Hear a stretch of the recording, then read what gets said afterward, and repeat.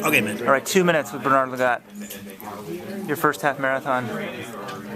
Just what are you scared, excited, nervous? I don't think it's scared is a word, but I think it is. There's a lot of things that are unknown for me. One of the things is, of course, the distance itself is kind of long. I've trained for it.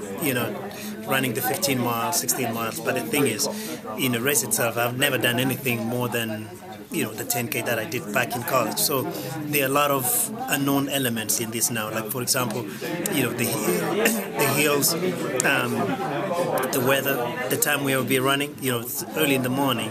For me, it's like around 4 a.m. in Tucson. So, and it's going to be cold in the morning. I'm not a morning person. So a few things that kind of doesn't scare me, but I guess it's one of those things like, man, I hope I can hold these things together and, get the best out of my race on Sunday. Have you been doing like hard continuous runs, or is it more just easy mileage with intervals? Or we have been doing hard continuous runs. Like, for example, when we do 16 miles, we just make sure mile 1 all the way to mile 16 are very, they're not slow, they're fast first ones. And then with the tempo runs, we try to push as hard as possible because, there's no point of not pushing. Because before, when we used to do the tempo runs, we used to kind of go hard, but then you're only limited to like maybe a little under 5. But this time, go as hard as you can. Go as, like 440 or 445, whichever you can. And so we did that, and it's not easy, it's painful, and we did like long hills that, would of course,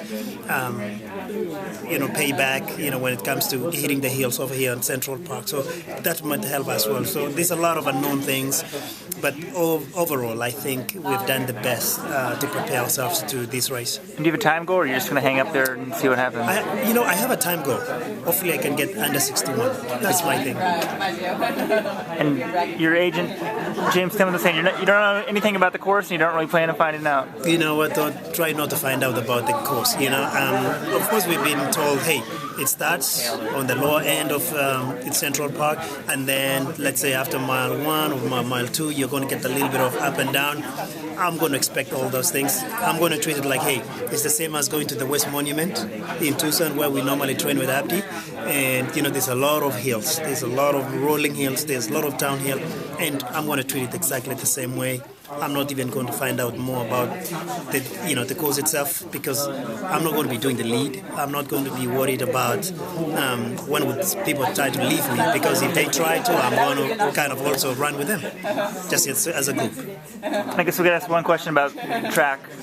Is the focus still World Championships 5K? Yes, man. Yes, 5,000. In Moscow, that is where I'll be running as hard as I can. Of course, trying to make the team first. United States is becoming stronger and stronger in terms of qualifying. So first of all, I need to get a team to make the team in Des Moines, Iowa, and hopefully go in there and try to do my best at the World Championships in the 5K. Yeah, you had every American indoor record from 1,500 to 5K, and now you only have two of them. A little bit, I know, man. Because the thing is, and what that makes me appreciate how hard these guys actually train hard to get these records, because I know it wasn't easy when I was getting it. I trained hard, I ran as hard as I can, and I got the 5K US record. And then it was taken just a few weeks ago, and then the 3K has been there for a while. It was taken a few weeks ago, and so I'm left with a few records which I think they will be broken any given time, because that is of course something that's going to show me that we are developing. I mean, we are in good, in a good path to actually becoming the best distance country in the world. So I think that is good. We have known of Ethiopia and Kenya and some other countries, as the best one in the world in the distance, and so we want also to put the mark as United States that we are very good. And so look at the world guys, the way they are running, and to me that is the idea of anyways running fast in the beginning, so that other people will just to follow the footsteps, and then when they do break it, they inspire me to go and do it the same way as well. And when you look back to London, I think ahead of Moscow, is this half marathon, longer distance stuff? Is that part of the plan? Do you think I need to do something a little different to get back on top? Absolutely. I think in the 5K, I was the only runner who does few miles, and even though my intensity is always faster than I would say most of the 5K runners, but there's something also that you benefit from getting enough volume at the beginning of your training, and so we emphasized on getting the volume this year, still maintaining the intensity, and that way we will see.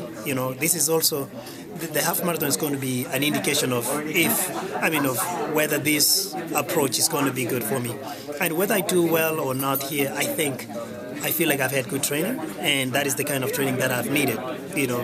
Getting the mileage to about 70, even though I'm not in high altitude yet, and then later on, run into the 5K in the championships, and then see how it's going to be. And thinking of the 5K, most obviously, the champ, the guy to beat. Do you view Galen now as the number 2? You know what? There's Galen, there's Mo, and then there's so many other guys that we never even know of them at the moment.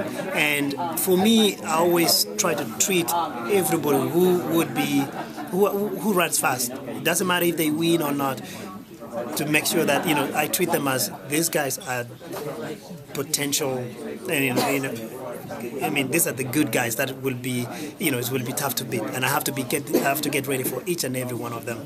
And so certainly Mo, Kalen, those guys are already established themselves that hey, they're strong guys, and they're every time behind my mind when I'm training them, I always know, hey, these are the guys I want to get ready for. And then there are some guys that I even have no idea. I want to get ready for everybody.